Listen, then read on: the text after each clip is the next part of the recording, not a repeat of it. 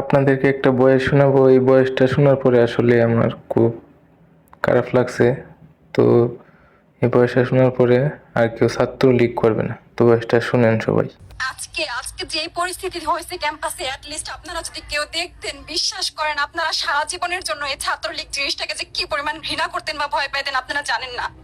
এরা আমাদের সামনে রড দিয়ে পিটায়া, ছেলেগুলারে রড দিয়ে পিটায়া একদম আধা মরা করে ফেলছে। তারা এসে আমাদের পেছনে লুকাইছে, আমাদের বোরকার পেছনে, আমাদের ওড়নার পেছনে লুকায় বলে, আপু আমাদের একটু লুকায় রাখেন, আমাদের ওরা মাইরা ফেলবে, আমাদের বাঁচান আপু বাঁচান। আমরা তাদের ওড়না দিয়ে বোরকা দিয়ে লুকায় রাখছি, সেইখান থেকে আমাদের ধাক্কা দিয়ে ফেলে দিয়ে তাদের বের করে আবার মাথায় রড দিয়ে মারছে।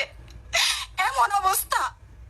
এবং তারা আমাদের ক্যাম্পাসের পরিচিত মুখ, আমরা চিনি তাদের, তারা এই অবস্থা করছে, রাস্তায় একদম শোয়াই ফেলছে।